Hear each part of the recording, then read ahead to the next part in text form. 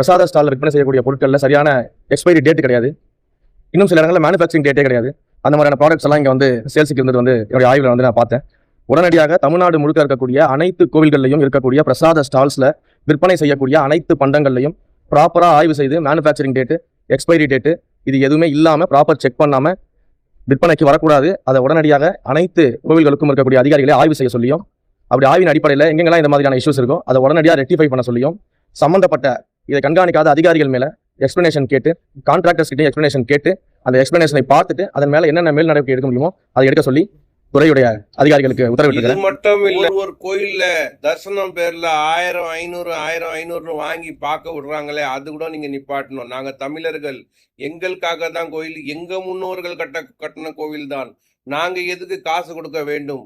அரசாங்கத்திலிருந்து எந்தெந்த துறையிலிருந்தோ எடுத்து அதுல இருந்து டேக்ஸ் எடுத்து நீங்க இந்த கோயிலுக்கு தரிசனத்துக்கு நீங்க காசு போடுங்க. ஆனா எங்கள்கிட்ட காசை வாங்காதீங்க, எங்க பிள்ளைங்கள்ட்ட காசு வாங்காதீங்க, எங்க முதியவர்கள்ட்ட காசு வாங்காதீங்க. இதுக்கு ஒரு சட்டம் கொண்டு வந்து இதை உடனடியாக நிப்பாட்டுங்க.